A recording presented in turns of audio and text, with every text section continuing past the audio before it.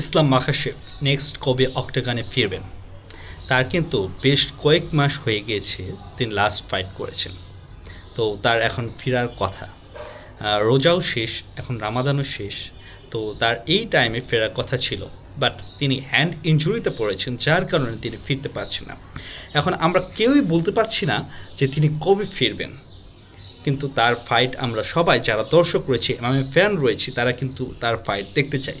তার ফাইট মানে অন্যরকম কিছু। তার কোনো একটা ফাইট অ্যানাউন্স হলে যে পরিমাণ হাইপ ক্রিয়েট হয়, যে পরিমাণ আলোচনা হয় ফাইট ঘিরে, এমন কিন্তু অন্যান্য ফাইটারদের ক্ষেত্রে হয় না।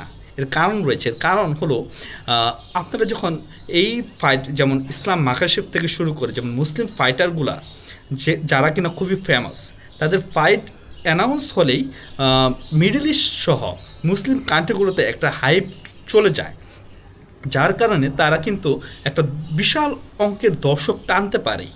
যে কোনো ফাইট কোম্পানি কিন্তু টানতে পারে, যার কারণেই এই ফাইটগুলো নিয়ে খুব বেশি আলোচনা হয়। আমরাও যারা রয়েছি, এমএমএ ফ্যান যারা রয়েছি, তারাও কিন্তু এই ফাইটগুলোর দিকে মুখিয়ে থাকি। তো দেখার বিষয় যে কবে ফাইট অ্যানাউন্স করে।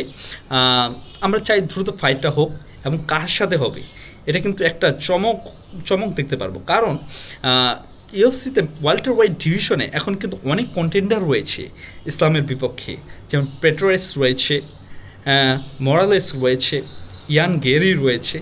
এরা কিন্তু লাইন ধরেই আছে যে ফাইট করার জন্য। তো এখন দেখা যাক কী হয়।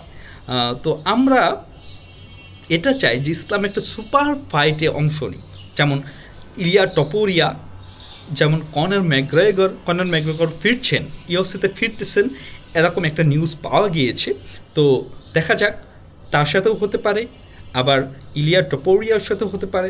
এখন দেখার বিষয়, আমরা একটা সুপার ফাইট চাই, যে ফাইট একদম এমএমএ ওয়ার্ল্ডকে কাঁপিয়ে দিবে এমন একটি ফাইট চাই। সো আপনারা কী মনে করছেন ইসলাম মাখাশেভের ব্যাপার নিয়ে, কী মনে করছেন, বা আপনাদের এই ইসলাম মাখাশেভকে নিয়ে কী প্রত্যাশা, কেমন চাচ্ছেন, অবশ্যই আমার সাথে শেয়ার করুন কমেন্ট বক্সে। তো ভালো থাকুন, সুস্থ থাকুন, আমার সাথেই থাকুন। আসসালামু আলাইকুম।